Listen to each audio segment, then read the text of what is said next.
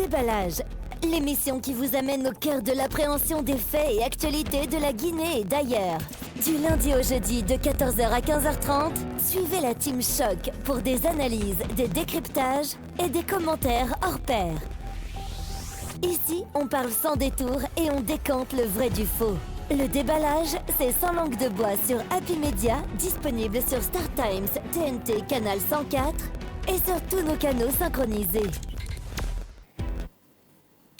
Bonjour à toutes et à tous, bienvenue dans Le Déballage, votre émission où les vérités ne se cachent plus. Aujourd'hui, deux faits brûlants. D'un côté, les flammes d'un incendie tragique qui a réduit en cendres le studio d'un artiste prometteur et de l'autre, un feu permanent et toxique qui ronge le quotidien des habitants de Dar es Salaam. Entre calvaire environnemental et drame artistique, eh bien, la parole se libère ce soir.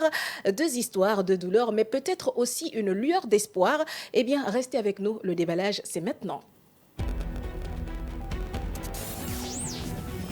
Le déballage, l'émission qui vous amène au cœur de l'appréhension des faits et actualités de la Guinée et d'ailleurs. Du lundi au jeudi de 14h à 15h30, suivez la Team Choc pour des analyses, des décryptages et des commentaires hors pair. Ici, on parle sans détour et on décante le vrai du faux. Le déballage, c'est sans langue de bois sur Happy Media, disponible sur Star Times, TNT, Canal 104 et sur tous nos canaux synchronisés. Et par les boissons Fada, encore une fois, bienvenue dans Le Déballage. Vous nous suivez un peu partout à travers le monde via Star Times 104, Satcon 9. Merci de votre fidélité. Eh bien, avec moi dans ce studio, mes chroniqueurs farouches. Madiba, bonsoir. Bonsoir, Okia. Bonsoir Yumbuno. Bonsoir. Plus très belle hein, avec tes verres. Merci. Ah, mais c'est pas ma première fois de les porter quand même. C'est la première fois que tu me fais des compliments, Madiba. Absolument, c'est très joli. Je suis fan. Ah, merci. Attends, c'est pour provoquer Sidibé. Sidibé, ah oui, Sidibé, il est juste derrière, voilà, derrière sa console, il fait briller son crâne de mille feux. Alors, mesdames et messieurs, encore une fois, merci de nous retrouver au compte du déballage. Aujourd'hui, nous allons parler d'un sujet, voilà, qui titille un peu. Il s'agit de Dar es Salaam, le calvaire des immondices. On en parlera ici, un quartier de Conakry où la vie est devenue presque irrespirable. Là-bas, une montagne d'ordures brûle sans jamais s'éteindre, dégageant une fumée toxique jour et nuit. Absolument. Je pense que c'est une très longue histoire parce que oui. ces ordures depuis Alpha Condé, hein, je dirais pas même Alpha Condé, ça c'est avant Alpha Condé, mais c'est très longtemps. Mais bon, on se rappelle un peu quand il y a eu des morts d'hommes là-bas, et on a même appelé ça les ordures, et finalement c'est des ordures qui tuent en Guinée. Oui. Et donc je me dis que depuis cette époque, on n'a pas pris cette histoire à bras le corps parce que quand même, quand vous voyez cet endroit, c'est insupportable et invivable. Vous avez ce cas des gaz, des fumées, il y a des situations très très graves. On voit que tout le monde est malade de ce côté-là parce qu'il n'y a pas de soins adéquats, il n'y a pas d'assistance, il n'y a rien du tout qui puisse faire en sorte que ces populations puissent vivre mieux dans leur maison. Moi, je ne sais pas quel jour j'étais passé de ce côté-là, j'ai dit, mais attention, ces gens-là, ils sont menacés. C'est carrément un endroit où on ne peut plus vivre. Hein? Il faut soit on évacue les gens, soit on dégage ces ordures-là. Mais qu'est-ce que l'État fait aujourd'hui, après ces dégâts, après ces morts d'hommes depuis Alpha Condé? On a entendu qu'il y a eu, depuis lors, il y a eu un endroit qui a été octroyé pour transporter ces ordures de ce côté-là, mais depuis lors, il n'y a rien du tout. On n'a rien vu. Et ces ordures continuent à causer des dégâts du côté environnemental, également ça menace la santé publique. Moi, je dis qu'aujourd'hui, c'est qu'il faut prendre cette situation à bras le corps parce que c'est une situation très alarmante et c'est la santé publique de tout un quartier qui est menacé. Vous partez là-bas, vous vous rendez compte que ce que les habitants de Dar es Salaam vivent au quotidien, c'est insupportable. C'est un calvaire qui ne dit pas son nom. Moi, je pense que l'État aujourd'hui doit prendre cette situation à bras le corps. Il faut aider à dégager cet endroit-là. Il faut faire en sorte que cette situation soit quand même prise au sérieux. Parce qu'on ne peut pas vivre dans un pays, dans une capitale, hein, à plein cœur du capital quand même, qu'on voit des montagnes d'ordures. Et ces ordures qui tuent et qui continuent. On est aujourd'hui là, et nous sommes en saison pluvieuse, vous voyez, mais là-bas, la fumée ne s'éteint jamais. Et ces gens qui sont aux alentours de ces ordures-là, comment ils vivent? C'est des fumées dans les maisons. Moi, je dis, aujourd'hui, il faut quand même prendre cette situation-là au sérieux. Il faut que l'État se bouge. Il faut faire en sorte que ces ordures-là puissent être complètement dégagées de ces endroits-là pour permettre à la population de Dar es Salaam de vivre mieux, de respirer mieux. D'accord. Alors ce soir, on donne la parole à ceux qu'on n'écoute pas assez, à ceux qui vivent au pied de cette montagne d'ordures. Elle est citoyenne, elle vit au cœur de ce que beaucoup appellent aujourd'hui une zone de non-respiration. À Dar es Salaam, un immense dépotoir à ciel ouvert dégage des fumées toxiques H24 au point de rendre la vie quasi impossible. Maladies respiratoires, invasion d'insectes, air irrespirable. À ses côtés, un jeune engagé porte-parole des jeunes du quartier Dar es Salaam. Eh bien, il s'agit de Mokhtar Ba qui vient livrer également son cri de cœur de la jeunesse oubliée dans cet enfer quotidien. Bonsoir Rachel et bienvenue. Bonsoir Rokia, je vous remercie de m'accepter dans les locaux de Happy Media. C'est un plaisir. Merci à vous. Aujourd'hui, nous sommes là, c'est pour parler du dépotoir de Dar es Salaam. Effectivement, Mokhtar Ba aussi est parmi nous. Bonjour Mokhtar et bienvenue. Oui, bonjour et bonjour à vos téléspectateurs. Merci de nous recevoir sur votre plateau, Happy Media. Comme l'a dit tantôt la représentante des femmes de la jeunesse de Dar es Salaam, je pense que vous nous avez ôté les mots de la bouche. Ouais. C'est un calvaire insupportable. Tout à fait, oui. En tout cas, merci d'avoir répondu à notre appel. Merci de vous prêter à nos différentes questions. Ouais. Alors, on aimerait savoir, depuis quand est-ce que, Rachel, tu vis à Dar es Salaam? Je vis à Dar es Salaam, ça fait maintenant 7 ans. D'accord. 7 ans, je vis dans cette calvaire. Je suis passée dans plusieurs radios privées de la place. J'en suis témoin. Ah oui, effectivement. Jusqu'à présent, nous n'avons pas eu d'aide du côté du gouvernement. Et c'est pourquoi nous avons tenu un sitting le dimanche 15 juin pour que l'État nous vienne en aide. Parce que moi, j'ai manifesté chaque fois. Je sortais avec des femmes, des jeunes. Et cette fois-ci, nous avons fait de façon civilisée, de façon pacifique. D'accord. Donc, nous lançons un appel au président de la République pour qu'il nous vienne en aide. Est-ce que vous avez attiré l'attention du département de l'environnement parce que c'est à l'environnement de gérer ce genre de situation. Est-ce que vous avez tiré l'attention du ministère? Bon, mon chargé à la communication et l'AIPC en chargé, je pense que oui. C'est fait. Alors, Mokhtar, vous avez la réponse à cette question?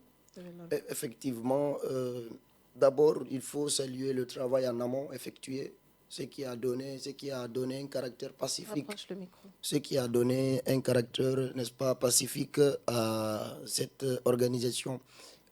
Si vous suivez l'actualité, les quartiers, c'est-à-dire les jeunes des quartiers qui ont manifesté, qui ont tenu ce sitting, on a souvent tendance à leur attribuer des connotations de violence. Mais vous avez été témoin, le sitting s'est déroulé dans la plus grande passivité. Et on l'a dit dans le message qu'on a adressé au président de la République, nous ne venons pas pour défier, ni pour contester, encore moins pour situer des responsabilités. On est venu pour proposer, dialoguer et surtout s'impliquer aussi. Donc, en parlant de l'implication, nous avons bien entendu mené des démarches auprès des uns et des autres. Mais vous avez la question ne se pose pas sur est-ce que vous êtes allé, mais est-ce que vous avez été reçu. Donc, nous avons saisi l'autorité la plus proche, mais aussi la plus accessible, c'est-à-dire le président du conseil de quartier qui était à nos côtés du début jusqu'à la fin. Il a manifesté parce que le président du conseil de quartier, sa maison est à 20 pas de la décharge de Dar es Salaam. Donc, il ne peut pas ne pas soutenir une telle initiative. Ça le concerne. Lui-même, il a témoigné qu'il est obligé de fermer toutes ses portes pour rompre le jeûne. Alors que le mois de Ramadan, c'est un mois de partage. On est d'accord. Et nous, là-bas, pendant le mois de Ramadan, tout le monde s'enferme, n'est-ce pas, pour éviter la fumée. Donc, il y a cette question d'accessibilité, mais surtout aussi, nous, on se repose sur notre plan d'action opérationnel. D'accord. Parfois, Avant de venir à ça, je pense qu'on peut expliquer aux citoyens c'est quoi le quotidien à Dar Salam. Comment vous vivez là-bas chaque jour? Les maîtres mots, c'est étouffé et asphyxié par la fumée pendant la saison sèche et par les odeurs pendant la saison pluvieuse. Et ce qu'il faut dire, c'est qu'il ne faut pas répéter les erreurs du passé. Un des confrères le disait tantôt. Et nous misons sur ces mots parce que ces mots, nous les avons tirés de la bouche du président de la République qui ne cesse de dire qu'il ne faut pas répéter les erreurs du passé. Les erreurs du passé, c'est quoi? C'est d'avoir laissé cette décharge s'étendre au-delà de ses limites jusqu'à ce qu'il y ait eu l'éboulement le 22 août 2017. Et c'est le lieu et le moment de m'incliner à la mémoire de nos disparus ce jour tragique. Dans le paix à leur âme. Donc, éviter ces erreurs, c'est aujourd'hui prendre des dispositions parce que nous sommes dans la saison pluvieuse. Et vous avez vu, tout le monde a été témoin des inondations de l'année passée pendant la saison des pluies. Dieu seul sait comment il nous a préservés, n'est-ce pas, d'un éboulement l'année passée, pendant que tout Conakry était inondé. Et si toutefois une telle pluie s'abattait sur Conakry, le risque est grand et il est pressant qu'il y ait un éboulement parce qu'aujourd'hui, la décharge tend à avaler le tronçon qu'on appelle souvent Boston. Et si toutefois les ordures avalent cette route, c'est la seule barrière qui, n'est-ce pas, est aujourd'hui entre les concessions et le dépotoir. Et fort malheureusement, on le disait, le gouvernement passé ou les gouvernements passés, encore une fois, je tiens à le préciser, nous ne situons pas de responsabilités, mais des mesures sérieuses n'ont pas été prises. Si vous vous rappelez, après l'éboulement de 2017, il y a eu un déguerpissement des concessions d'infortune qui étaient au pied de la montagne d'ordures. Et après ce déguerpissement, l'État a fait une sorte de clôture, un semblant de clôture, si je peux me permettre le mot entre guillemets. Un semblant, pourquoi? Parce que la clôture était en tôle. C'est pas sérieux. Les tôles peuvent pas arrêter les ordures. Et les ordures ont avalé maintenant. Même si ça a été du béton armé, est-ce que vous pensez que le poids de ce tas d'immondices que nous voyons en longueur de journée pourrait contenir, ces murs pourraient contenir ce poids? Ce serait déjà encore plus sérieux que des tôles. On est d'accord. Même si c'est pas tout à fait l'idéal, mais ce serait encore beaucoup plus que les tôles. Parce qu'aujourd'hui, la décharge a avalé la clôture qui était en tôle et il n'y a aucune clôture. C'est-à-dire l'accès à la décharge, elle n'est pas contrôlée. Maintenant, à supposer une femme ou bien des parents qui ont des enfants, tu as ton enfant, tu es à la maison, l'enfant peut sortir, entrer dans la décharge sans pour autant que tu le chasses. Et si cet enfant s'enfonce dans un trou, ou bien qu'il prenne, n'est-ce pas, quelque chose, un objet dangereux. Parce qu'il faut le savoir, entre 1200 et 1500 d'ordures sont produits à Conakry par jour. 1200 et 1500. Et de ces 1200 et 1500 tonnes d'ordures produites chaque jour à Conakry, les 60% sont dirigés vers la décharge de Dar es Salaam. Mais est-ce qu'aujourd'hui, à date, est-ce qu'on continue à mettre encore des ordures là-bas? Effectivement. Même lors de notre sitting, il y avait des camions qui faisaient la navette entre les différents, n'est-ce pas, quartiers et la décharge. Et c'est ce qui dénote un peu le caractère pacifique et mature des jeunes qui sont derrière ce projet. Parce qu'on laissait même, on a libéré la route pour que les camions continuent. Parce que nous, notre objectif, nous savons que nous, personnellement, on ne peut pas barricader, on ne peut pas barrer, on ne peut pas empêcher ces camions, même si on les empêche ces quelques heures. Après tout, l'État va revenir, on est d'accord. Donc, nous savons, le seul capable, on a misé sur celui-là. Et c'est le président, général Mamadi Doumbouya. Pourquoi? Parce que le général, c'est quelqu'un qui a le sens de l'écoute. Ok. Mais peu importe mon sens de l'écoute, si tu ne me parles pas comme il se doit, je ne vais pas t'écouter. Ok. On est d'accord. Raison pour laquelle on a choisi la meilleure des façons pour attirer son attention, lancer un appel solennel à son endroit, parce qu'il y a eu la visite du Premier ministre sur le site. Bah oui. Oui. Ouais. Mais avoir un rapport et toucher la réalité du doigt fondeux, c'est raison pour laquelle nous l'invitons solennellement à venir s'enquérir par lui-même des réalités dans lesquelles les populations, ces fils de la nation aussi, vivent au quotidien. Ouais. Cette réalité, ça nous préoccupe d'autant plus parce qu'on a eu une équipe récemment sur le terrain qui a tendu le micro à vos amis ou vos collègues avec lesquels vous avez eu à manifester, mais qui ont expliqué des situations sanitaires assez préoccupantes. Effectivement. On pense souvent que, selon les témoignages que nous avons eus, que la majeure partie des gens qui sont à Dar Salam fument. Est-ce que cela est réel? Eh bien, c'est quelque chose de... C'est au quotidien, en fait. C'est-à-dire, tu pars faire une visite, la première recommandation, c'est monsieur ou madame, arrêtez de fumer. Et le cas le plus illustre, c'est le cas de notre premier imam, paix à son âme. Le jour même de notre sitting, le dimanche 15 juin, c'était le jour de son sacrifice. Et on a du mal à en parler, mais il le faut.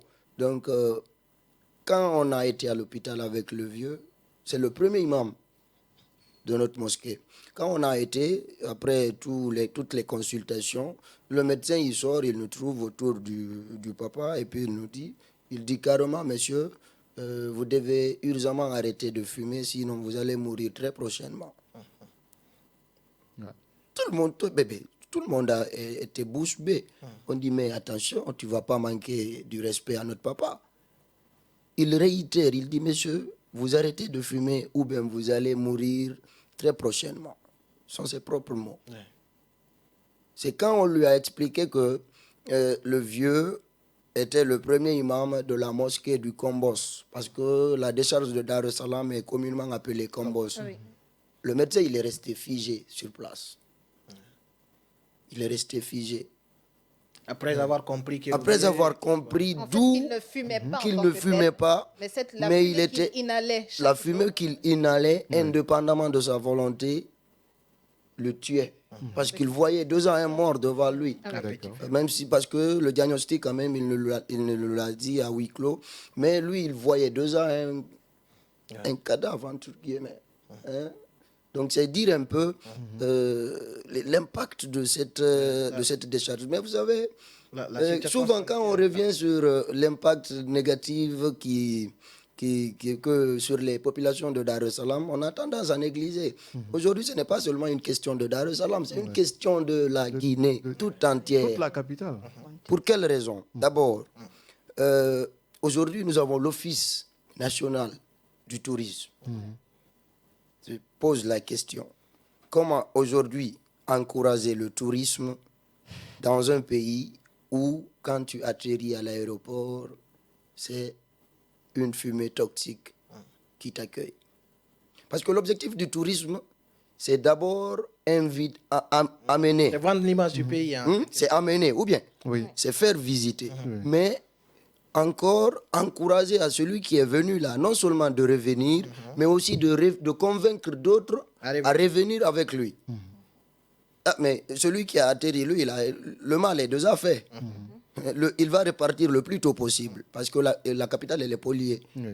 Mais est-ce qu'il va faire venir, même si c'est son enfant? Est-ce qu'il va vendre l'image? Pas du tout, pas du tout. Il ne va pas vendre l'image. Ça, c'est du côté du tourisme. Et c'est aussi une question écologique. Aujourd'hui, il y a même la refondation verte.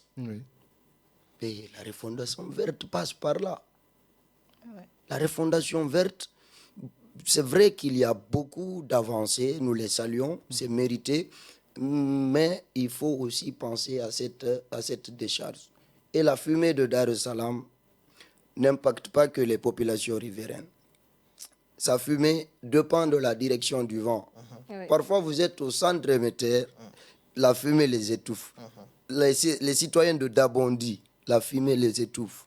Même à l'aéroport, la fumée les étouffe. Donc, c'est pour dire que même si vous avez suivi les images, lors de notre sitting, il y avait des représentants de la jeunesse de Dabondi, de Amdallah, de Bambeto, même de Tous Koloma. les quartiers qui sont touchés De par... tous les quartiers. Exactement. Mais on ne va pas parler seulement de tous les quartiers, on va dire tout Conakry. Oui. Vous savez, la fumée, il y a celui qui voit la fumée et celui qui ne voit pas. Toi qui vois, tu sais déjà que tu es impacté. Oui. Mais il y a des particules dans la fumée qui ne sont pas... Qui sont invisibles. Qui sont invisibles à l'œil nu. Et que toi, tu respires pendant que tu penses tu n'es pas impacté alors que tu es impacté. Jusqu'à Amdallah ici. Donc, c'est dire que c'est vrai que c'est la jeunesse de Dar es Salaam qui se lève et puis fait le gros Parce que c'est le travail. plus proche, c'est le plus... C'est parce que nous sommes les plus proches. Je me rappelle d'un commentaire après notre sitting qui disait, bon, le travail que vous faites, c'est tout Conakry d'ailleurs qui devrait se lever Oui. pour dire non à la décharge de Dar es Salaam. Parce que ça ternit l'image du pays à l'interne, mais aussi à l'externe. On est d'accord. Donc, je pense que tous ces impacts ne vont pas avec la vision du général. C'est la raison pour laquelle nous avons misé sur lui. Et le seul répondant valable pour nous, c'est le général. C'est le général. Ouais. D'accord. Alors, Rachel, pour toi qui es une mère de famille, qui a des enfants, comment tu arrives à gérer tout ça? Surtout avec les enfants qui sont difficiles à canaliser de temps en temps. Parfois, ils peuvent se retrouver en dehors de la maison, près de la décharge. Comment vous arrivez à gérer tout ça là? Bon, gérer des enfants, c'est pas facile. Hein. C'est pas facile. Heureusement pour moi, j'envoie des enfants à l'école de 8h à 16h. D'accord. Vers les 16h, dès qu'ils sont là, je les mets dans la maison, ils ne sortent pas. C'est ma manière de les garder à l'abri de la fumée. Et j'ai même mon mari qui est touché par la fumée. Il a un problème de respiration. Ok. En ce moment. Aujourd'hui, il est asthmatique. Il est devenu asthmatique. Et même en ce moment-là où je vous parle, il est à l'hôpital. Là où je On parle est comme vraiment ça. Là. désolé pour Oui. Oui, merci. Vous savez, c'est une chose qu'on ne peut pas défier. Aujourd'hui, c'est devenu notre quotidien. Et avec les enfants, ce n'est pas facile. On est obligé, et même les écoles environnantes, dès qu'il y a la fumée, ils envoient les enfants à la maison. Ils renvoient les enfants à la maison. Pourtant, les enfants sont censés être éduqués. Tout à fait. Ils sont censés être éduqués, mais malheureusement pour nous aujourd'hui, nous n'avons pas une bonne éducation à Dar es Salaam. D'accord. Avec des écoles à proximité de Potoir, nous n'en avons pas.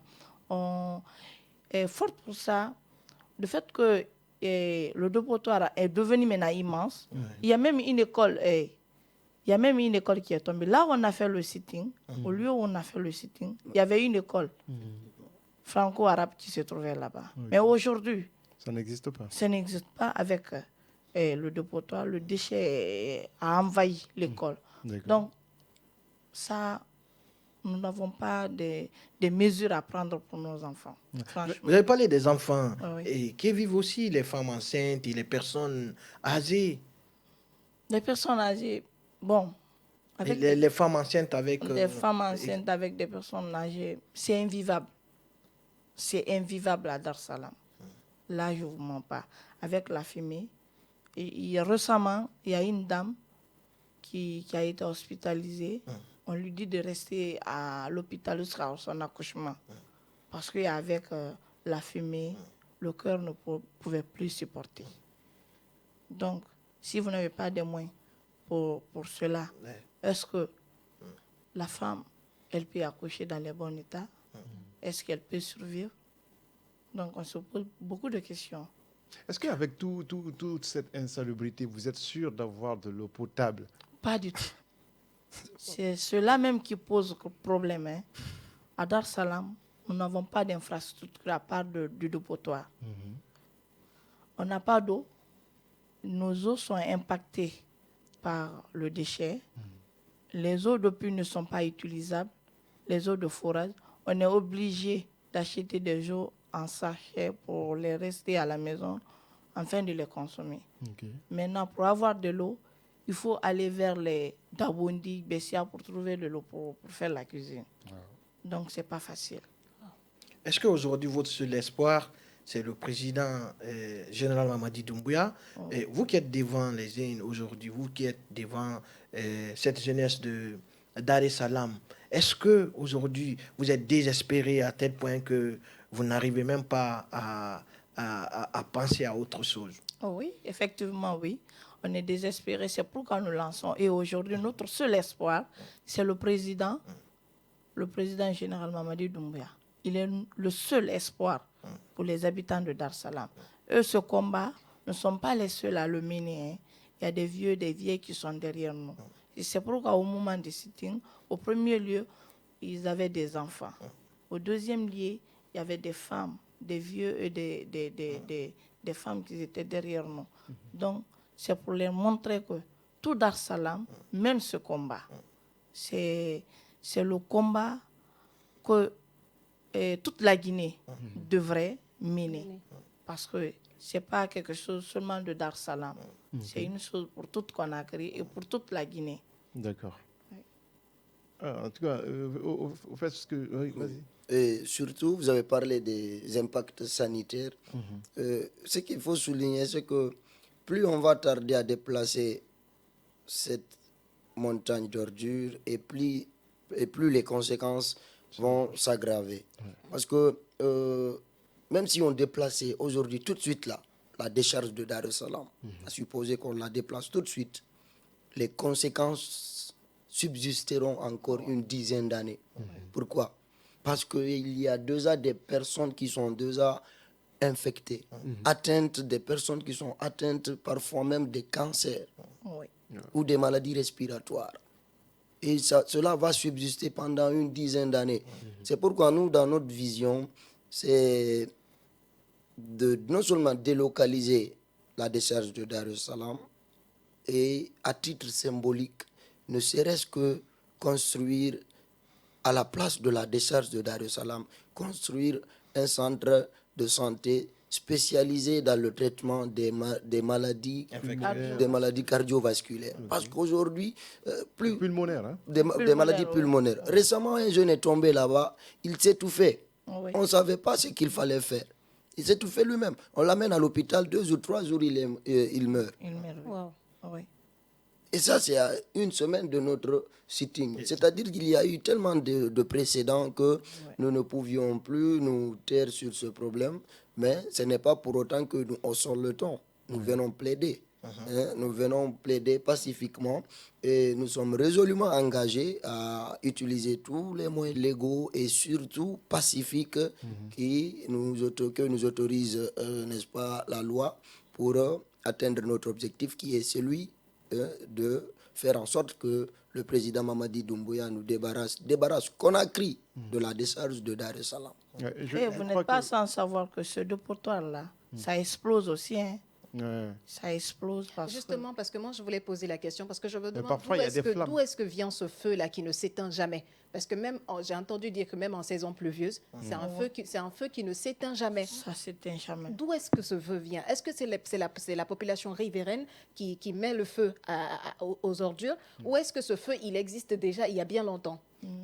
Ce qu'il faut préciser là, à ce niveau, c'est qu'à l'initial, la décharge de Dar es Salaam a été créée en 1980 pour une durée de 20 ans. Et 20 ans, ce qui veut dire la décharge devait déjà être fermée en l'an 2000. En 1980, nous étions sous le régime de Feu Ahmed Sékou Touré, paix à son âme. C'était un visionnaire. À l'époque, on parlait de Conakry 1, Conakry 2, Conakry 3. La capitale ne dépassait pas, n'est-ce pas, Dixine ici. On est d'accord. On ne pouvait pas aller jusqu'à Manéa pour jeter des ordures. C'était carrément de la brousse.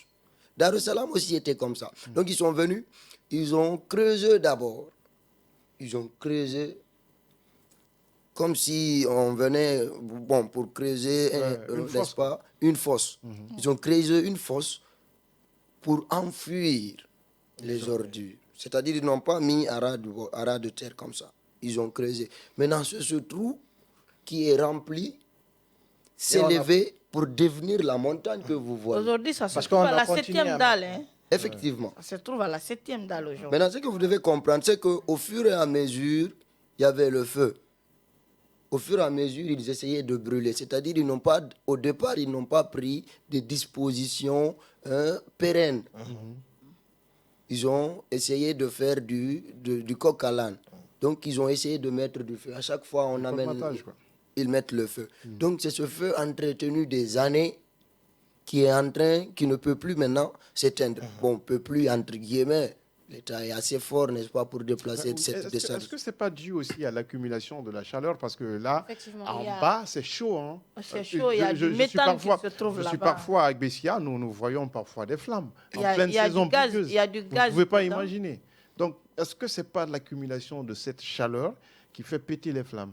Il y a du gaz qui se trouve à l'intérieur. Cela nous a été dit. Ok. Il y a des Européens qui étaient venus voir. Ils disent qu'il y a du gaz. Et cela fait des explosions. Ok. Ça a fait des explosions. C'est pourquoi à Dar es Salaam, il fait excessivement chaud. Même pendant l'hivernage, il fait chaud. Wow. Mais comment vous faites même pour dormir dans les maisons? Est-ce que dans les maisons à proximité, il y a possibilité de mettre des climatiseurs? Parce que moi, je suis allé voir un ami à Dar es Salaam, on est rentré dans sa maison. Moi, Après, je il suis a à 10 fermé mètres tout. de- J'ai dit, mais attendez, mais il faut ouvrir les fenêtres. Moi, je ne peux plus respirer ici. Il dit, non, je préfère ça parce que au-delà, tu vas t'étouffer. J'ai dit, mais c'est incroyable. Il dit, ah bon, nous, c'est notre quotidien, ça. Oh. Est-ce qu'il y a des climatiseurs, par exemple? On dans les remercie maisons? Dieu parce qu'aujourd'hui, avec l'importance de l'électricité, et aujourd'hui, il y a l'électricité à On manque de Conakry. l'électricité. Cela aussi nous aide. Et puis bon, avec la climatisation aussi, cela nous soulage un peu. Mais il faut Est-ce que signaler vous n'avez c'est pas- tous les citoyens qui ont Exactement. Mais ce n'est pas tous les des climatiseurs. citoyens Voilà. qui ont des climatiseurs ni des ventilos. Hein, parce que Dans votre mémo, parce qu'on vous a suivi à la lecture, qu'est-ce que vous demandez exactement, concrètement au président de la transition? Première recommandation d'abord, nous lui adressons une invitation solennelle de venir visiter sa population de Dar es Salaam, les conditions dans lesquelles nous vivons. Il n'a qu'à venir, parce que le terrain est déjà préparé pour lui. Dar es Salaam, c'est chez lui. Il n'a qu'à venir toucher du doigt les réalités, n'est-ce pas, du terrain. Ça, c'est la première recommandation. Ensuite, en ce qui concerne les initiatives qu'ils doivent prendre, première disposition, ils n'ont qu'à la clôture qui avait été faite en tôle, quelque chose qu'on a jugé qui n'était pas sérieuse, ils n'ont qu'à mettre du béton au moins pour délimiter les ordures et par rapport aux concessions, mais surtout sécuriser la décharge. Ce qu'il faut savoir, c'est que quand quelque chose est menaçant, il faut le sécuriser. Et la première manière de sécuriser, c'est de clôturer. Les camps militaires que nous voyons, ils sont tous clôturés. Tu n'entres pas comme tu veux. On est d'accord. Et la décharge, là où il y a des objets qui peuvent exploser, je pense qu'elle doit être clôturée. Parce qu'une fois clôturée, on va savoir qui est habilité à venir verser ou bien décharger des camions d'ordures. Est-ce qu'aujourd'hui, il ne faut pense pas... que ça- Est-ce qu'aujourd'hui, ça- la ça- première ça- mesure, ce serait pas- est-ce qu'il ne ce faut serait pas une stopper solution- d'abord? une solution durable, parce que ça, ce sera juste pour un temps. La décharge ne fait que ça croît. que c'est- La montagne ne fait que grimper vers le ciel. Donc, je j'ai pense commencé- qu'il faudrait mieux, ce qui est On- mieux, bon, selon moi, je pense que ce serait mieux de totalement prendre cette décharge-là et l'envoyer ailleurs. Est-ce que pour le Totalement moment, en dehors pour de la l'instant ville. Mais même... tu peux aller Oui, plus tard. pour l'instant même, est-ce qu'il ne faut pas stopper à mettre des ordures de ce côté-là? Bon, j'ai commencé, je vais terminer. La première disposition, d'abord, c'était l'invitation après avoir visité. Je pense que, deuxièmement, ils vont mettre la clôture. Ensuite, contrôler la rentrée et la sortie des ordures. C'est-à-dire qui est entré et qui est sorti de la décharge. Et par-delà tout aussi, chercher à encadrer le dépôt d'ordures. Parce que, vous savez, vous voyez la montagne, mais il faut aller dans la montagne elle-même, sur la montagne elle-même, hein, dans la décharge, il faut aller. Vous allez voir qu'il y a des petites élévations par rapport aux autres. C'est-à-dire le camion qui vient, d'abord il est frustré. Dieu seul sait pour quelle raison. Il vient, il déverse comme il veut. On est d'accord. Et où il veut. Il n'est pas suivi. Il vient, il fait ce qu'il veut dans la décharge. Maintenant, si vous empilez des ordures, hein, pêle-mêle de façon désorganisée, il faut s'attendre à un éboulement. Mais si toutefois on a clôturé la décharge, parce que aller jusqu'à stopper net, hein, le transport des déchets là-bas, c'est une mesure catégorique. Et nous ne sommes pas dans le catégorisme. On est dans la proposition, dans le dialogue. On est d'accord. Donc, essayez de faire en sorte que les camions qui viennent cherchent où déposer les ordures. En attendant de penser à une politique, n'est-ce pas, de délocalisation organisée et structurée de la décharge. Parce qu'il faut le reconnaître, c'est un travail gigantesque. Ça, il faut le reconnaître. C'est-à-dire qu'il y a eu tellement d'ordures que c'est devenu... c'est comme si tu procrastinais à chaque fois. Donc, plus tu procrastines, plus le travail devient gros. Donc, c'est ce qui est... c'est la patate chaude, si je peux me permettre l'expression. C'est la patate chaude de chaque régime en place.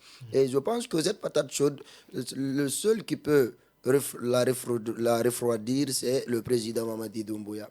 C'est pourquoi on a misé sur lui et ce n'est pas fortuit. On l'a misé sur lui parce que, il a le sens de l'écoute et il tient à cœur, n'est-ce pas, le respect de la dignité humaine de tous ses citoyens. Et surtout, c'est un homme d'action.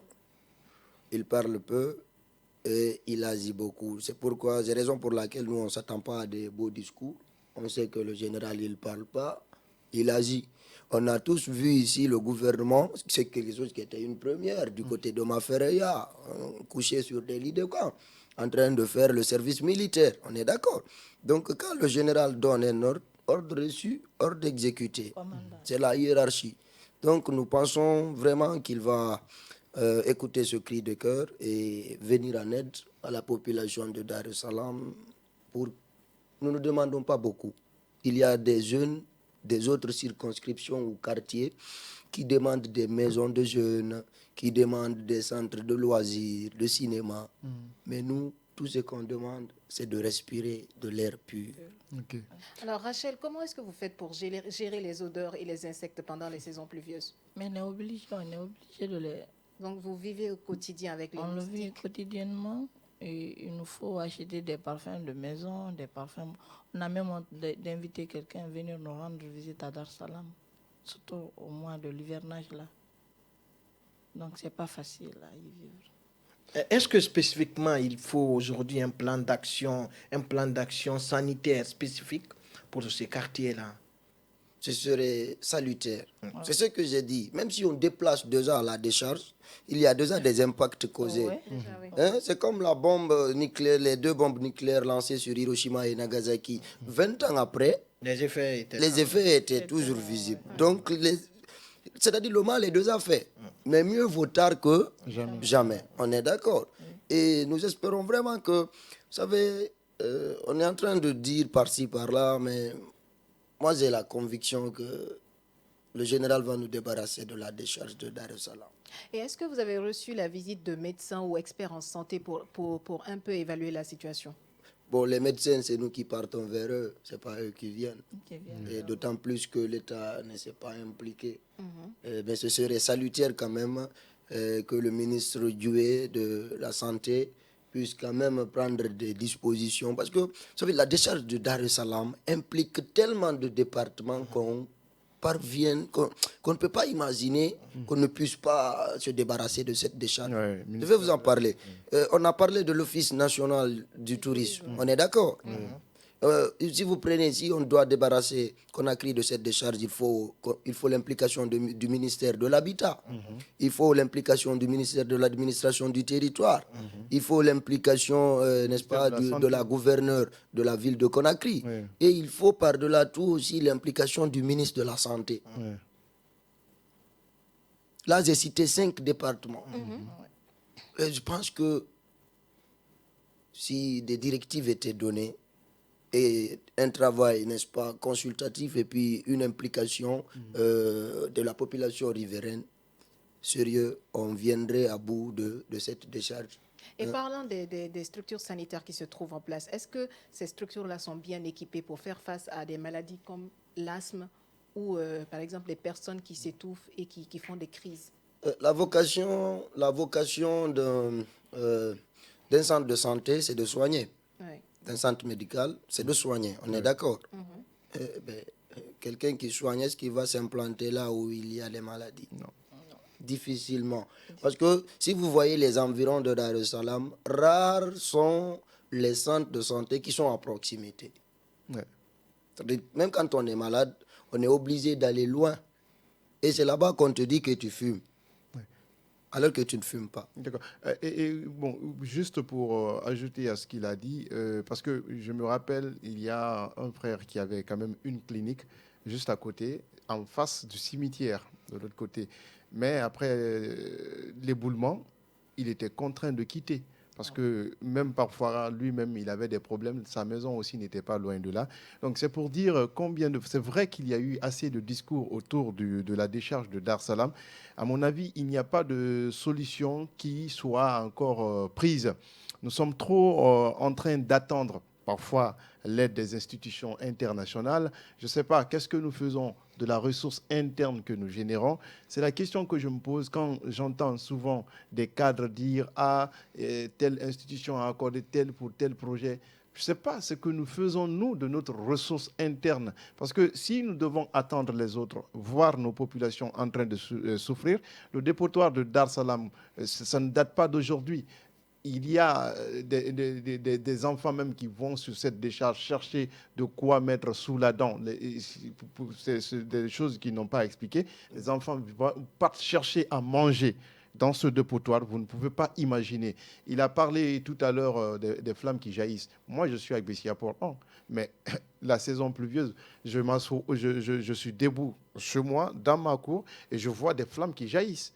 Inimaginable. Vous ne pouvez pas comprendre. Et qu'on te dise que c'est à quelques kilomètres, à 5 ou 10 kilomètres de l'aéroport international de Conakry-Bessia, vous ne pouvez pas imaginer que cela passe inaperçu aux yeux des différents responsables qui se succèdent à la tête de ce pays. Moi, je ne peux pas croire.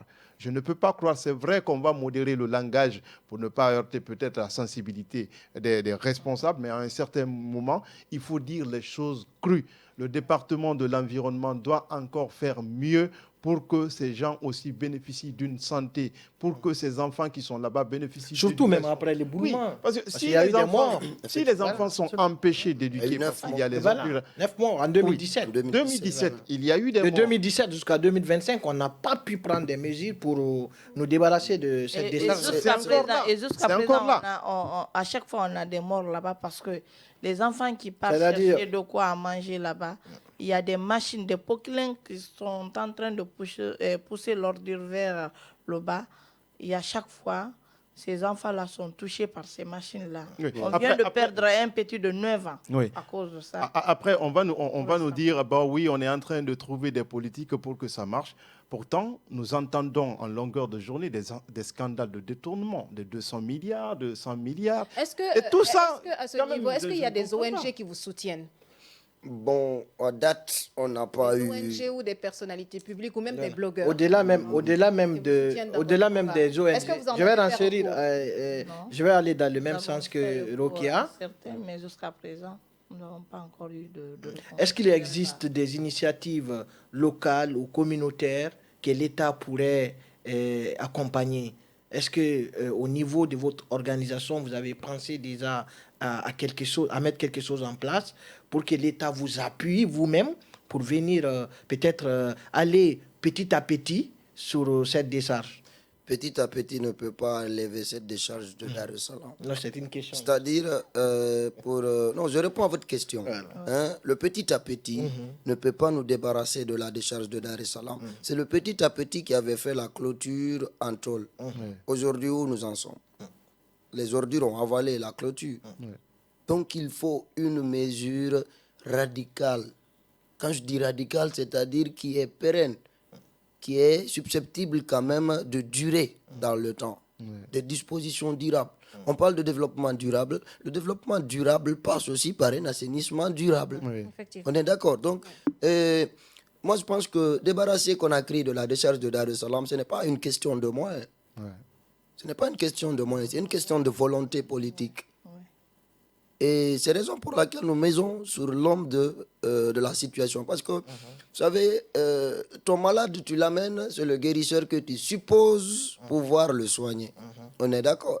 Donc c'est pourquoi notre mal, nous l'avons porté au plus haut degré au niveau du président de la République. Moi, j'ai cité des institutions qui, après que le président aura donné le feu vert, qui sont impliquées, qui seront obligatoirement impliqués et qui sont déjà même impactés. On ne peut pas parler de la décharge sans parler de ces départements. De la santé, de l'administration, de l'habitat, de l'office. On est d'accord. Donc, c'est une question de volonté politique. Si toutefois la volonté politique, elle est là, je pense qu'on peut venir à bout. Et ce n'est pas quelque chose qu'un citoyen peut se lever un jour, aller faire. On ne peut pas. Nous, tout ce qu'on peut, il est arrivé un moment, il y avait tellement de... La fumée nous avait tellement étouffés qu'on était obligé de former un cordon pour se passer de l'eau afin d'éteindre une partie qui nous dérangeait tant. Donc, c'est un spectacle auquel, si vous ne l'avez pas assisté, vous n'avez pas à croire. Le confrère là, en a parlé, lui, il est à Bessiaport, mais il s'arrête sur lui. Il voit les flammes. C'est-à-dire, maintenant, à supposer que c'est un touriste, tu vas penser à un volcan en plein capital, au cœur de la capitale. Non, vous savez, la veille même de notre sitting, c'est-à-dire le samedi 14 juin, on a réalisé une immersion avec un média de la place, une immersion d'1 heure du temps. Dans cette immersion, vous allez voir le cratère qui descend. Vous allez penser à un volcan. Je l'avoue. Vous allez penser à un volcan. Et dans cette même immersion, vous allez entendre la femme qui a perdu les 5 enfants en 2017. Il a fallu couper cette partie parce qu'elle ne pouvait pas évoquer le cas. Alors, est-ce que vous avez pensé un jour à quitter ce dépotoir-là pour aller ailleurs? Attendez, nous sommes nés... C'est la dépotoir qui doit quitter. Non, nous sommes nés là-bas. Nos parents même, parce que oui, moi personnellement... Ne quitte pas pour votre santé. C'est une question, hein, je ne suis pas en train de vous attaquer ou quoi que ce soit. Est-ce que vous avez pensé un jour à quitter ce dépotoir-là pour votre propre santé? D'abord, c'est une question légitime, mais je pense que une famille peut quitter, 2 familles, 3 familles. Mais tout le quartier. Tout un quartier. Quoi. Hein, tout un quartier. Et puis c'est pas tout un quartier. C'est-à-dire, c'est un faux débat. Aller sur ce point, c'est un faux débat. Parce que vous pouvez déplacer le quartier tout un quartier peut être déplacé. Maintenant, imaginez, là où on a pu déplacer des personnes qui respirent, qui aspirent à beaucoup plus de choses que les ordures, pourquoi on ne pourrait pas déplacer les ordures? Oui, et après... Pourquoi non, je vais juste terminer. Et même si aujourd'hui on dédommage, on suppose on dédommage tous les habitants de Dar es Salaam, que ce soit 1, 2, on les dédommage tous, on les réhabilite quelque part ailleurs sur des villas ou autres, la décharge va gagner non seulement de l'espace pour s'étendre, et ça va envahir maintenant tous les autres quartiers. Et au-delà même, si on dédommage Dar es Salaam, il faudra dédommager Hamdallah. Parce que quand la direction du vent c'est vers Hamdallah, Hamdallah est étouffé par la fumée. Lors de notre sitting, il y avait des représentants de chacun des jeunes de ces quartiers. jusqu'à Bessia, moi, je travaille à Matoto, mais parfois, en revenant, la fumée m'accueille à l'aéroport. Je dis, mon ami, toi aussi, attends que je rentre à la maison d'abord. Alors, Rachel, dis-nous, quel est le pire moment que tu as vécu à Dar es Salaam? Bon, le pire moment que j'ai vécu à Dar es Salaam, c'est quand j'ai perdu une fille qui m'était très chère. Elle était étouffée. Directement, elle est tombée. Au moment dont je l'ai envoyée à l'hôpital, je trouvais qu'elle était décédée. Et ça, jusqu'à présent, je n'en reviens pas. Pas du tout. Courage. Et c'est toujours comme ça. Les cas dont je vous ai parlé du jeune homme, qui est le cas le plus récent, et vous avez écouté son témoignage. C'est-à-dire, c'est un coup KO, en fait. Tu tombes, tu meurs. Dès que vous tombez, vous meurez. Parce que l'homme, c'est la respiration. Hein? Et la respiration, c'est les poumons. Et la fumée s'attaque à quoi? Aux poumons. Hein? Même à ceux qui fument la cigarette, on dit de ne pas fumer ou de ne pas en abuser. Mais nous, là-bas, ce n'est pas nous qui abusons de la fumée, c'est la fumée qui abuse de nous. Voilà, donc, c'est-à-dire, on est en train de rire, mais c'est quelque chose... c'est quelque chose de plus que sérieux. C'est quelque chose qui va même au-delà des limites de nos frontières. Aujourd'hui, le général Mamadi Doumbouya, il n'est pas sur place et il est très ami avec le président rwandais Paul Kagame, qui a effectué plusieurs visites ici. Je pense qu'aujourd'hui... Justement, parlons du président Mamadi Doumbouya. Oui. Enfin, vous devriez lui adresser un message directement, comme si vous étiez face à lui. Qu'est-ce que vous lui direz? Monsieur le Président de la République, le général Mamadi Doumbouya, nous avons confiance en votre sens de l'écoute et en votre vocation et volonté à protéger chaque citoyen de la Guinée. Et nous misons sur vos maîtres mots, ne pas répéter les erreurs du passé. Et nous nous inscrivons dans la logique de la refondation qui consiste à réorganiser tous les aspects de notre nation. Et jeunesse Dar es Salaam, jeunesse consciente de Dar es Salaam que nous sommes, vous lançons un appel solennel à vous rendre sur la décharge de Dar es Salaam pour consulter, pour toucher la réalité du doigt, voir par vous-même les réalités dans lesquelles nous aussi, fils de la nation, vivons. Et nous avons la ferme conviction que, une fois cela effectué, des dispositions seront prises pour nous débarrasser de la décharge de Dar es Salaam. Et nous misons sur vous. Nous ne pouvons que compter sur vous parce que vous êtes beaucoup plus un homme d'action qu'un homme de parole. Donc on ne s'attend pas à des discours, on s'attend à des actions. Merci. Alors Rachel, en tant que mère, en tant que femme qui a perdu beaucoup dans les flammes de cet immondice-là, qu'est-ce que tu dirais au président de la République? Bon, je dirais tout simplement à Monsieur le Président, le général Mamadi Doumbouya, de nous venir en aide. Il est aussi un père de famille. Il est aussi le père de la nation. Il doit nous venir en aide. Je ne suis pas contre son pouvoir, je ne suis pas contre son programme de 6 mois de 2040. Mais je lui dirais tout simplement, 6 mois de 2040, mais pourquoi pas qu'on bosse 2025?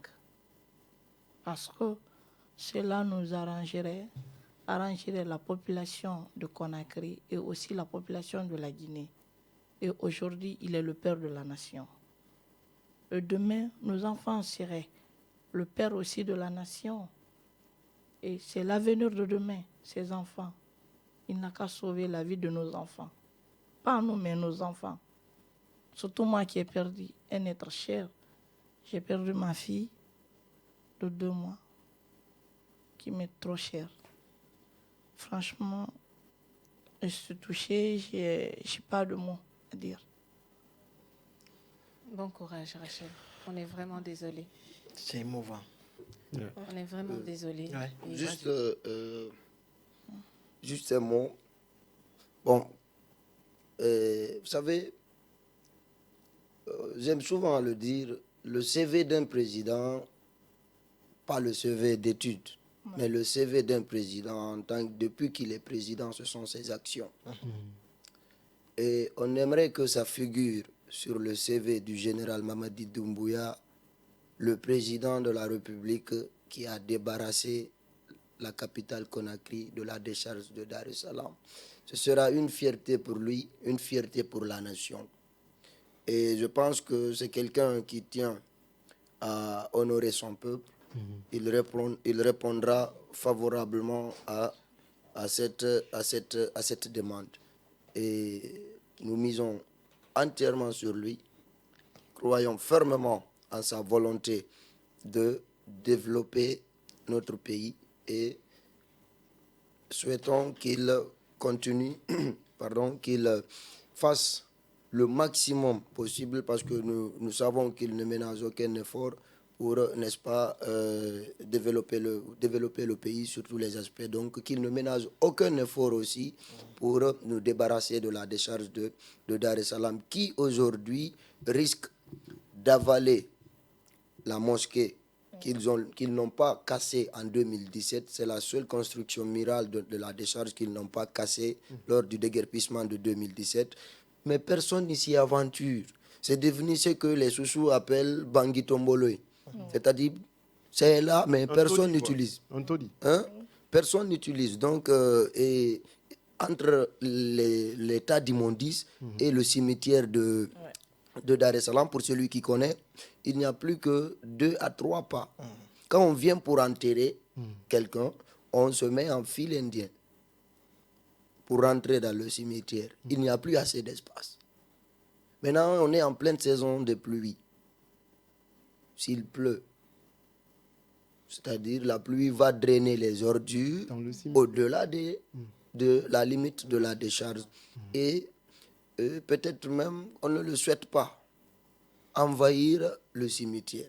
Ce qui serait maintenant quelque chose de vraiment ternissant, de quelque chose de douloureux, parce qu'il y a un écrivain guinéen qui l'a dit, les morts sont plus âgés que les vivants. On leur doit du respect. Mais quel respect s'ils sont ensevelis par des ordures? D'accord. Merci quand même de votre cri de cœur. Ça a été un plaisir pour nous de vous recevoir ici, dans ce studio de Happy Media. Et on espère vraiment que vous allez obtenir gain de cause et que ces messages vont tomber dans de très bonnes oreilles afin vraiment de débarrasser ce quartier-là de cette décharge qui tue à petit feu. Merci de vous être prêté à nos différentes questions. Alors, aimables auditeurs, on va entamer la deuxième partie de cette émission. On marque une courte pause et on se recapte juste derrière.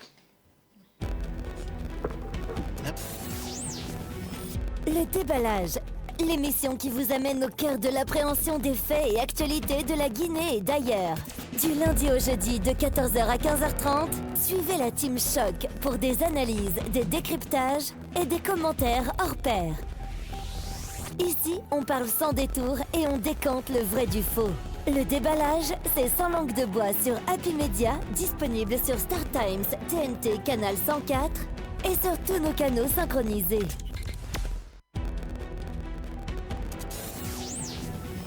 Le déballage, l'émission qui vous amène au cœur de l'appréhension des faits et actualités de la Guinée et d'ailleurs.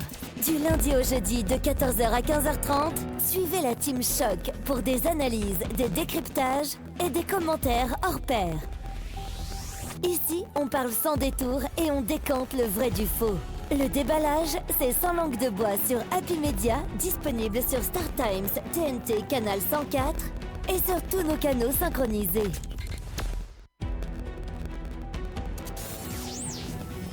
Le déballage, l'émission qui vous amène au cœur de l'appréhension des faits et actualités de la Guinée et d'ailleurs. Du lundi au jeudi de 14h à 15h30, suivez la Team Choc pour des analyses, des décryptages et des commentaires hors pair. Ici, on parle sans détour et on décante le vrai du faux. Le déballage, c'est sans langue de bois sur Happy Media, disponible sur Star Times, TNT, Canal 104 et sur tous nos canaux synchronisés.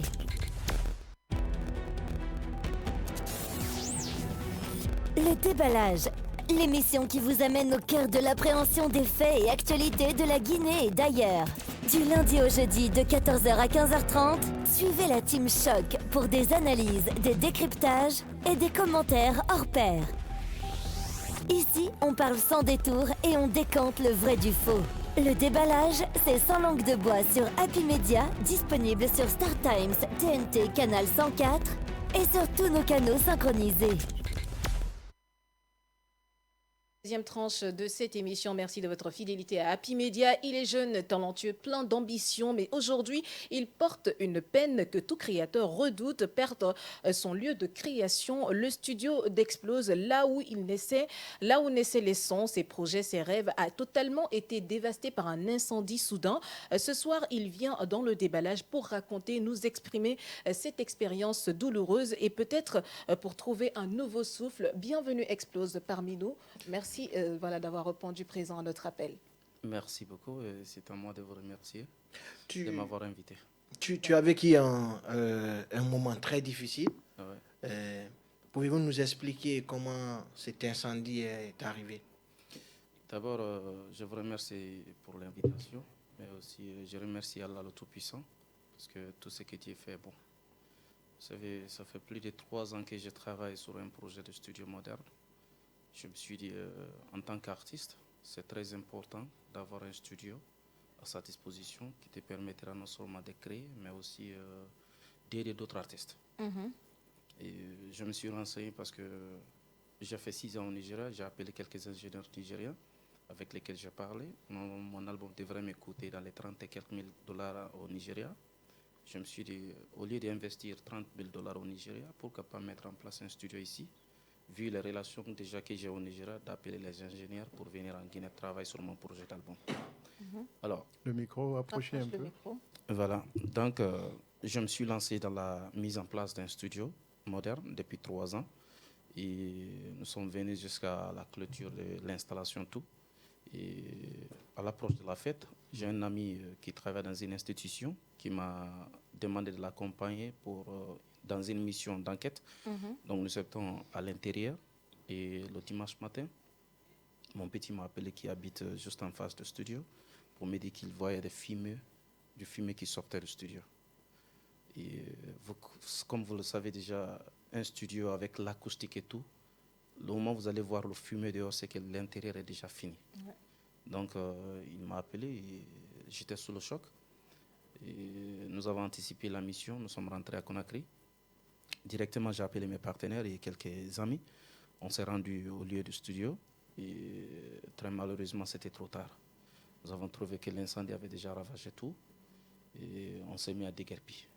Il n'y avait rien à sauver, en fait. Non, il n'y avait plus rien à sauver. Comme je vous l'ai dit, un studio, c'est toute une sonorisation. Et le moment où vous voyez fumer dehors, ça veut dire qu'à l'intérieur, il n'y a plus rien. Donc, c'est comme ça s'est passé. Est-ce que vous avez évalué votre investissement de ce côté-là? Combien vous avez perdu? Le studio, disons, des matériels jusqu'à la location de bâtiments, jusqu'à les installations et sonorisations, tout m'ont coûté plus de 25 000 dollars. Wow. Comme je vous l'ai si bien dit, ça fait 3 ans que je travaille sur ça. Je suis un père de famille qui se bat et avec mes maigres moyens, j'ai pu économiser pour mettre ces studios en place. C'est toute mon économie qui est portée en fumée. Et après, est-ce que vous avez eu des soutiens après? Est-ce que le ministère... Déjà, avant de parler de soutien, moi, j'aimerais savoir comment cela a-t-il vraiment affecté votre morale? J'ai trouvé ça inexplicable. J'étais vraiment abattu. J'étais bouleversé, dépassé. Vous savez, c'est très difficile qu'on se sent à la place de un victime en fait, de ce genre, tant que ça ne vous arrive pas. Effectivement, oui. Et j'étais dépassé, choqué. La seule chose qui m'a sauvé, c'est parce que j'ai la foi en Dieu.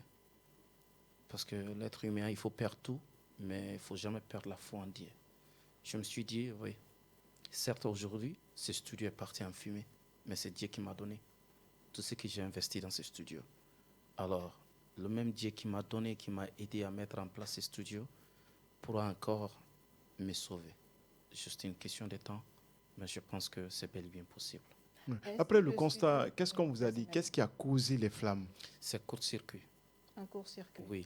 En fait, euh, l'installation du bâtiment était sur une ligne faible.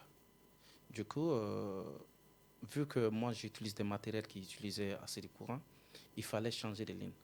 Ok. Donc ils ont changé, quitté sur les anciens poteaux pour monter sur les nouvelles poteaux. Et le courant est venu avec une tension qui était vraiment au-delà de ce qu'on pensait, on imaginait. Et finalement, les fils n'ont pas pu tenir. Vous savez, souvent quand la tension est trop élevée, les fils chauffent. Et quand ça continue à chauffer, ça prend le feu. C'est généralement comme ça. C'est pourquoi même les images que j'ai envoyées à mon frère Balamoussa, vous verrez les lignes, les fils qui ont brûlé jusqu'à rentrer dans le studio.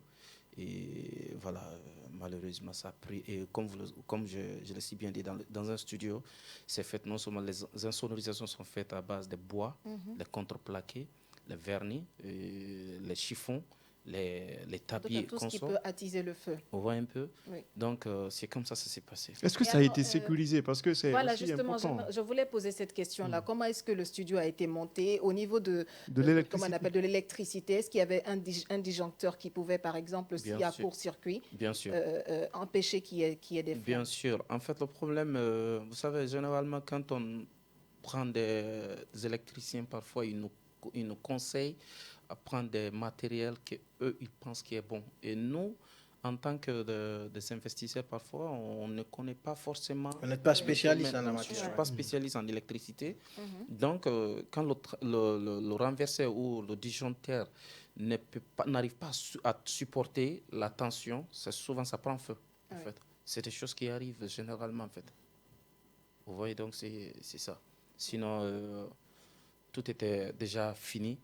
On avait même décidé d'attendre après la fête, annoncer la date de l'inauguration du studio. Ok. J'ai parlé avec Lord Sky, qui est un ingénieur nigérien qui travaille sur l'album de P-Square, Root Boy actuellement.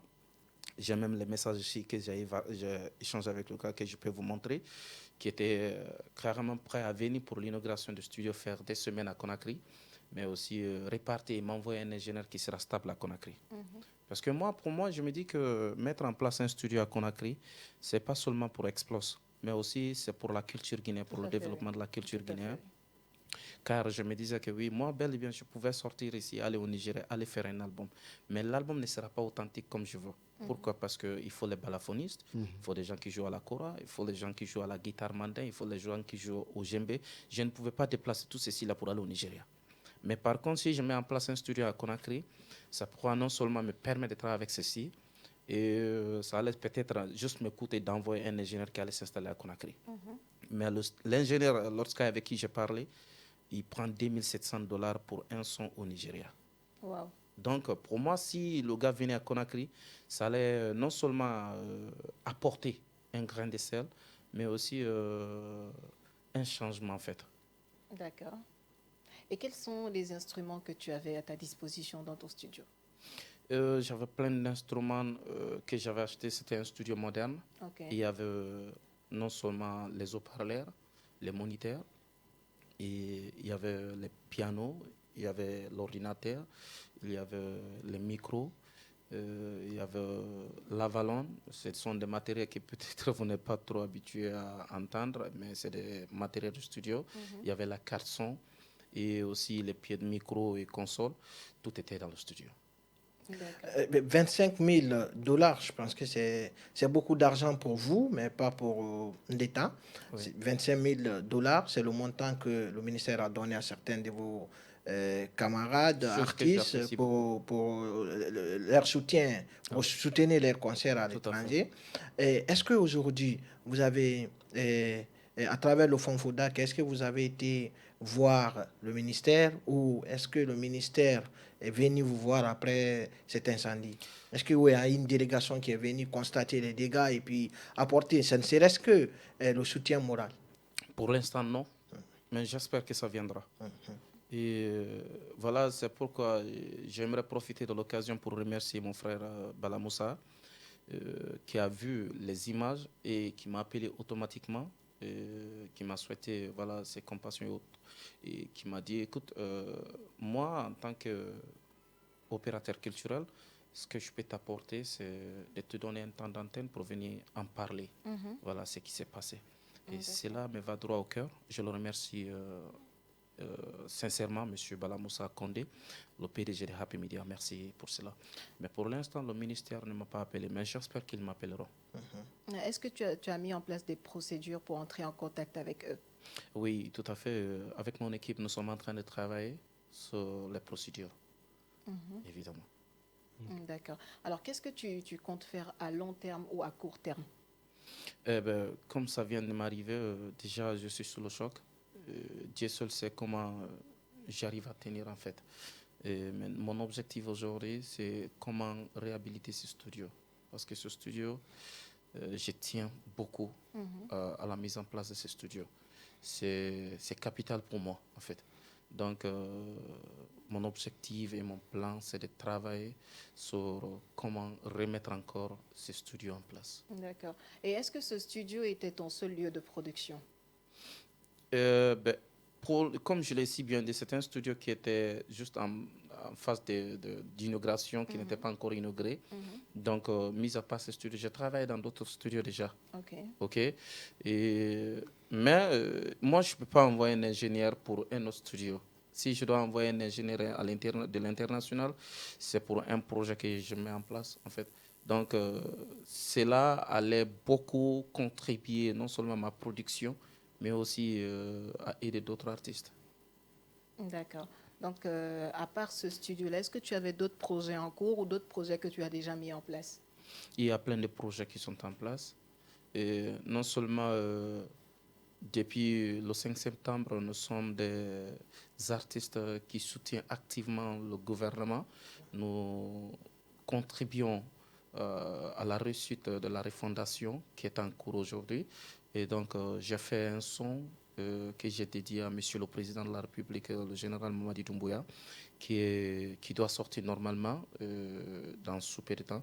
C'était normalement prévu le mois passé, mais très malheureusement, comme je l'ai si bien dit, quand on parle de communication, ça demande de l'argent. Et aujourd'hui, quand tu appelles un blogueur ou une télé pour une diffusion, surtout une chanson qui parle de soutien, pour eux, vous avez déjà reçu l'argent. Donc, il fallait attendre, après l'inauguration de mon studio, que je puisse mettre un budget pour la communication du son. Donc, ce projet déjà est fini, le clip est déjà fini, qui doit sortir très bientôt.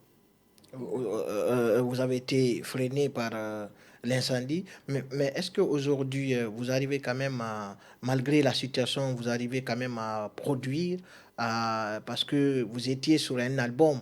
Est-ce que l'album est totalement fini ou bien c'est toujours en cuisine? Comme je vous l'ai si bien dit, l'album n'est pas encore fini.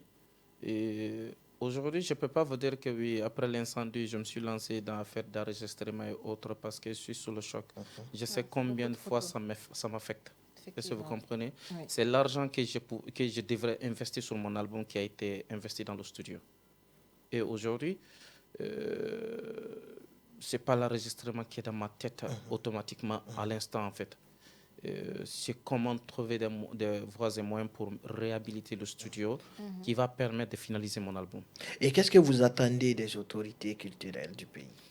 Un soutien de leur part, car moi je me dis que ce qui m'est arrivé, ce n'est pas arrivé seulement à Explose, c'est arrivé à la culture. Parce que ce studio allait servir non seulement à aider plein d'autres artistes, jeunes talents, mais aussi même les vedettes de ces pays qui se déplacent souvent pour aller au Nigeria ou en Côte d'Ivoire pour les enregistrements. Donc, je me dis que c'est quelque chose qui arrive à la culture. Donc, je m'attends à ce que l'État me vienne en aide et surtout à travers le ministre de la Culture, M. Moussa Moïsila, qui contribue aujourd'hui activement à l'évolution, à l'épanouissement de la culture guinéenne. Absolument. D'accord. En tout cas, merci d'avoir répondu à ces quelques questions. Et quel est ton cri de cœur en ce moment? Je demande bien sûr de l'aide à des bonnes personnes qui peuvent nous venir en aide en tant qu'artiste, chanteur, auteur, compositeur guinéen, mais aussi un père de famille qui s'est démerdé bien sûr avec mes propres moyens pour mettre en place ce studio, je me dis que perdre plus de 25 000 $, ce n'est pas une petite somme. Ouais. Alors, ça me soulagera, bien sûr, si les personnalités viennent en aide, mais aussi le ministère de la Culture et le gouvernement, pourquoi pas le gouvernement et le président de la République. D'accord. Donc, à part les pertes matérielles, il n'y a pas eu de pertes en vie humaine? Non, pas du tout. Alhamdulillah. Parce que c'était une maison inachevée que on a pris juste en bas, juste pour le studio d'abord. Donc, le reste n'était pas d'abord fini. D'accord, mais le studio, c'était en location, non? Oui, bien Et sûr. comment ça s'est passé avec le propriétaire? Eh bien, le propriétaire, il m'a appelé pour non seulement présenter ses excuses, Compatir. pour compatir à ce qui m'est arrivé. Vous savez, quand on traverse une telle chose, tout investisseur se sent touché. Parce qu'il s'est dit, oui, il a investi beaucoup Absolument, plus ouais. pour perdre juste en une heure de temps. En fait, donc, tout ce qu'il a fait, c'est pour m'appeler. Il dit, je suis vraiment désolé pour ce qui t'est arrivé. D'accord. Et Est-ce ça- qu'il a demandé des réparations ou autre chose? Bon, pour l'instant, il ne peut pas me demander réparation parce que moi-même, je suis dans une situation où moi-même, j'ai besoin d'être réparé. Voilà, donc s'il lui demande réparation du bâtiment, je pense que ça serait un peu désolant en fait. D'accord. Et parce que l'incendie s'est déroulé, tu n'étais pas sur place, Évidemment. tu étais à l'intérieur du J'étais pays, comme tu l'as dit, évidemment. tantôt. Évidemment. Est-ce que c'est des pompiers qui sont intervenus pour éteindre le feu ou c'est les Le voisinage. Très malheureusement, c'est le voisinage. Vous savez, vous connaissez déjà pompiers guinéens en fait. Souvent, c'est soit vous appelez, on vous dit qu'il n'y a pas l'eau, soit ils vous disent que voilà, on n'a pas de carburant. Est-ce qu'ils ont tenté de les appeler? Eh Comment? bien, moi, comme je vous l'ai dit, je n'étais pas là. Je ne peux D'accord. pas vous dire s'ils ont appelé ou pas. Moi, je suis rentré, je n'ai pas prêté attention à tout ça. Parce que D'accord. j'étais sous le choc. Tout ce qui me venait dans la tête, c'est voir est-ce qu'il y a des choses à récupérer. Mais très malheureusement, c'était trop tard. Est-ce que vous avez creusé un peu? Est-ce que c'est un incendie juste? Est-ce que c'est pas un incendie aussi Volontaire. criminel? Vous savez, moi, je suis quelqu'un qui croit beaucoup en Dieu. Et je me suis dit, j'ai vu comment la chose s'est passée. Je ne peux pas dire que c'est criminel. Vous comprenez un peu? C'est la tension qui était trop forte. Donc, moi, je ne pouvais pas accuser quelqu'un. Est-ce que vous comprenez un peu? Et ça, c'est au niveau de l'État. Très malheureusement, on ne peut pas porter plainte contre l'État. Est-ce que vous comprenez un peu? Donc, si l'incendie a été causé par court-circuit, je ne peux pas accuser quelqu'un. D'accord. Est-ce que vous avez tu as approché reçu le les services soutien? de EDZ? Ouais. Vous dites? Le Est-ce que vous avez- technicien qui a fait est-ce- l'installation. Le technicien et même EDZ, l'électricité de Guinée, est-ce que vous avez été voir? Est-ce que vous avez été voir la direction d'EDZ pour leur expliquer que c'est à cause de la tension que l'incendie est arrivé chez vous? Comme je vous l'avais si bien dit, je ne me suis pas déplacé pour aller vers EDG. D'accord. Vous comprenez un peu? Nous sommes tous Guinéens. Nous savons comment les choses se passent dans ces pays. Est-ce que vous comprenez un peu? Moi, je me dis que d'une part, c'est la responsabilité des constructeurs de bâtiments. Est-ce que vous comprenez un peu? Quand vous construisez une maison, vous dépensez des milliards. Je pense qu'il ne faut pas prendre à la légère l'installation. Effectivement. Vous comprenez un peu? Oui. Et des jetons de courant, c'est vrai. Mais est-ce que la tension, les câbles que vous avez pu supporter leur courant, ce n'est pas leur problème à eux? Est-ce que vous comprenez un peu? Donc moi, d'une part, je ne pouvais pas trop me baser sur La cet société. aspect. Non, vraiment. Et est-ce que tu as reçu le soutien de tes collègues artistes? Très malheureusement, nous sommes dans un domaine très hypocrite. Est-ce que vous comprenez? Désolé du terme, mais c'est vraiment, ça fait mal en fait. Moi, je pense que certains artistes pensent aujourd'hui que ce qui est arrivé à Explose, mais c'est arrivé à la culture. Moi, il y a des artistes pour lesquels je me suis sacrifié dans ces pays-là, qui sont connus aujourd'hui, qu'on appelle les stars, pour lesquels j'ai travaillé, qui ne m'ont jamais payé, en fait, qui me doivent de l'argent, d'ailleurs. Est-ce que vous comprenez un peu? Je me suis battu. Qui, par Il y en exemple? a plein. Est-ce que Qui? vous comprenez? J'ai dit plein. Qui? Est-ce que vous comprenez un peu? Oui, on sait qu'il y en a Et plein. j'ai enregistré plein d'artistes dans ces pays. Quand vous écoutez T.W. de Instinct Killer, vous entendrez à la fin Explose Nalan, c'est moi j'ai enregistré. Oui. Vous écoutez l'album de Steve, Explose Give Me the Beat, c'est moi j'ai travaillé sur ce projet. L'album de Singleton, Le Travail Paye, c'est moi j'ai enregistré l'album, et si vous comprenez un peu. Mais très malheureusement, comme je l'ai si bien dit, nous sommes dans un monde hypocrite, un domaine vraiment lâche, où 80% des artistes, certains m'ont envoyé un message en inbox pour me dire désolé pour ce qui t'est arrivé, mais n'ont jamais partagé ce qui est arrivé en fait. N'ont jamais partagé l'image en fait, et ne serait-ce que partager le lien ou les publications que j'ai fait sur ma page pour dire c'est-à-dire nous compatissons à ce qui t'est arrivé, pour permettre peut-être à d'autres personnes de voir ce qui s'est passé. Mais malheureusement, les gars n'ont pas fait. Tout le monde est assis dans son coin tranquillement à faire la Starmania et regarder ce qui se passe sur la toile. En Guinée, quand tu es dans ces domaines, sache que tu es seul. D'accord. Alors, est-ce que le studio était assuré? Comme je l'ai si bien dit, c'est un nouveau studio qui n'était pas encore inauguré. Oui, mais ce n'est Ok, pas... oui, je ne pouvais pas... C'est pas une excuse quand même. Non, je sais, en fait. C'est vrai que ce n'est pas une excuse, tout. Mais ce n'était pas encore assuré. Parce que moi, j'attendais à ce que d'abord, je finis d'abord tout le boulot, inaugurer, lancer le studio, et ensuite assurer. Vous savez, c'est comme quelqu'un qui assure une voiture qu'il n'a pas encore achetée. C'est un peu gauche. Tu dis, je vais acheter Toyota, mais tu n'as pas encore le Toyota, tu vas prendre l'assurance. Le studio, tu finis de l'installation, tout. Après la mise en place, tout. Et puis voilà, tu pars. Mais quand le studio, l'inauguration est faite, maintenant, tu assures le studio. Parce que l'opération a commencé. Mais vouloir assurer un studio qui n'est pas encore fini, c'est un peu compliqué parfois, en fait. D'accord. Est-ce que tu comptes lancer une cagnotte pour t'aider quand même à surmonter un peu ça ou à ouvrir un autre studio? C'est mon plan Okay. et c'est mon objectif. Je prie, bien sûr, toutes personnes qui peuvent venir en aide en ces moments difficiles pour moi, pour pouvoir surmonter ce que je traverse. Ça me fera vraiment plaisir. Et l'intéressé ne fera pas seulement pour Explore, mais fera pour la culture, fera pour la jeunesse, fera aussi pour les artistes.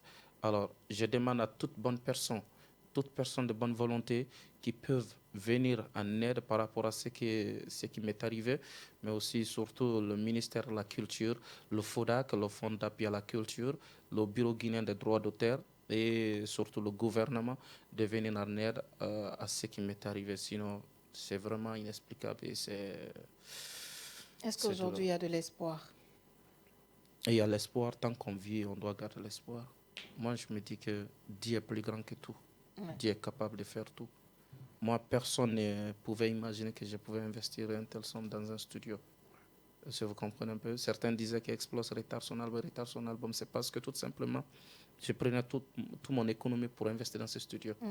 Et si vous comprenez, pour moi, ça allait être non seulement un appui, ça allait me permettre d'enregistrer mes chansons librement, ça allait permettre à d'autres artistes d'en profiter, mais aussi en tant que père de famille, d'avoir des revenus, une source de revenus pour ma famille. D'accord.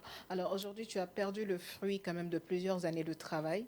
Tu t'es sacrifié, tu aurais pu utiliser cet argent pour autre chose, mais tu as préféré investir dans la culture guinéenne. Ouais, tout à fait. Et après avoir perdu cet espoir-là, je vais appeler ça comme ça, qu'est-ce qui te motive aujourd'hui encore? C'est non seulement la passion pour ce secteur. J'ai décidé de faire la musique. Et je ferai la musique jusqu'à mon dernier souffle. Et je me battrai par tous les moyens parce que je crois, bien sûr, en ce travail noble. Et si vous comprenez un peu, il n'y a pas un travail plus noble que d'être artiste. Et si tu devais tout reprendre aujourd'hui, qu'est-ce que tu changerais? On dit souvent que on éviterait les erreurs du passé pour avancer mieux. Alors, techniquement, il y a plein de choses que j'allais changer, que je pourrais changer. Mais le plus important pour moi aujourd'hui, c'est d'avoir des personnes de bonne volonté qui pourront essuyer mes larmes et avancer. D'accord. Et aujourd'hui, Explose vit de quoi exactement? Mis à part le fait que je suis un artiste, mais je fais des affaires qui me permettent parfois d'avoir des revenus. Ok? À un moment de 2000, quand j'ai quitté le collectif panafricain DHR en 2013, 2014, 2015, j'avais un restaurant qui a fonctionné jusqu'en 2017. Après, je me suis déplacé encore pour aller à Lagos. J'ai fait pas mal de temps, après je suis revenu. Et mis à part cela, j'ai fait des projets institutionnels qui me permettent d'avoir des sources de revenus. D'accord.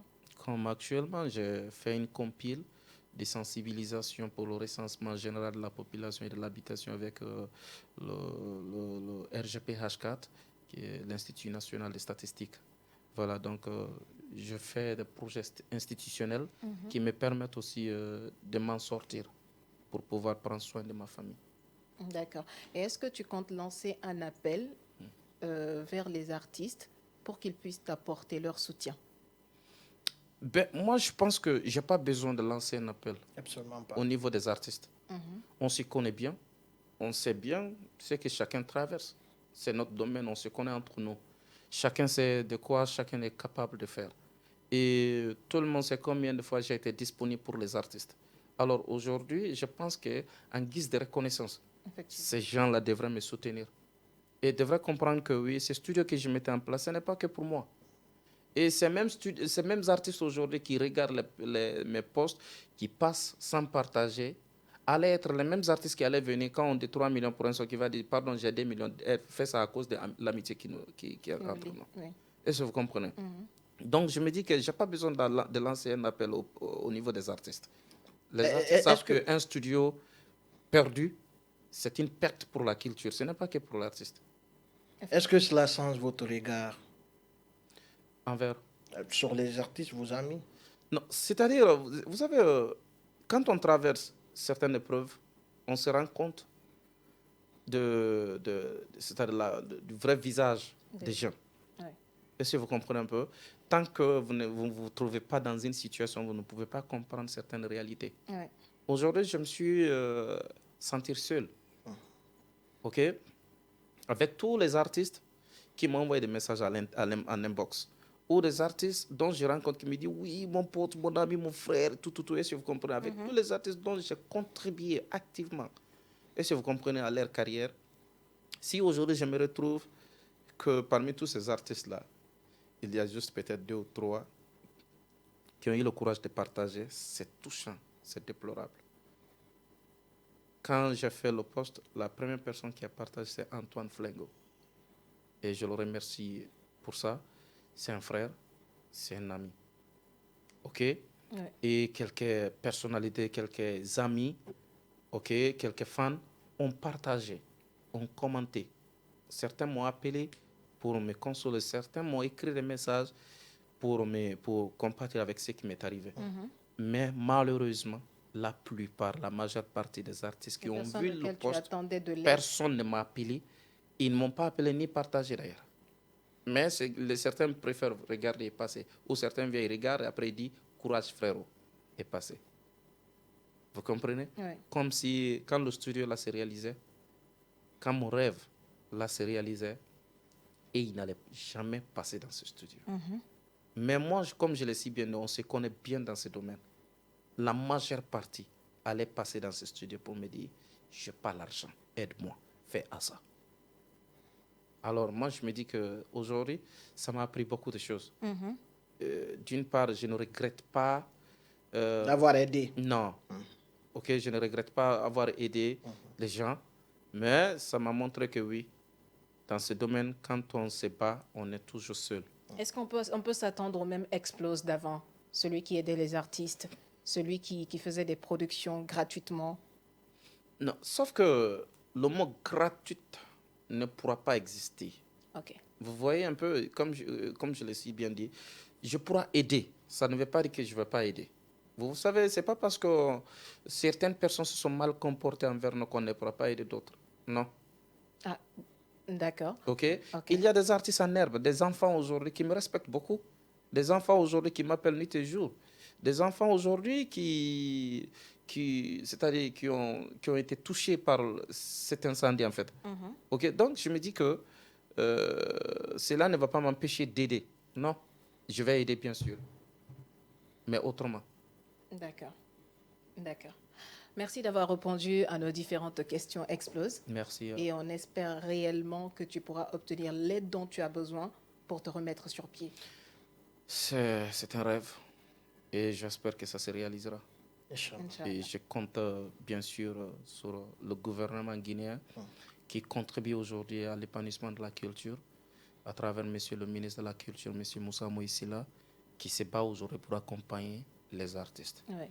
Il a été journaliste et il connaît les réalités de notre domaine et il se bat nuit et jour pour être présent et aussi accompagner les artistes. Et je pense que c'est quelqu'un de très sensible. Et lui et son cabinet, à travers M. Malik Kébé et le directeur général de FODAC et tous les autres membres du gouvernement, je pense qu'aujourd'hui, leur combat, c'est comment la Guinée puisse avancer. Ouais. Alors, s'il y a un jeune comme moi qui s'est battu pour mettre tout ça en place, sans bien sûr L'aide des personnes. l'aide de qui que ce soit, si vous comprenez. Je pense qu'ils savent que oui, je mérite quand même d'être accompagné pour pouvoir réhabiliter ce studio qui me tient tant. Tout à fait. En tout cas, merci d'être passé voilà, dans ce studio du déballage. Les gars, on se retrouve demain pour Merci un à autre tout. numéro du déballage. Merci Ce beaucoup. sera le dernier numéro de la Ouais. semaine. Alors, aimables téléspectateurs, on se retrouve demain pour un autre contenu du déballage. D'ici là, passez une très belle soirée en notre compagnie.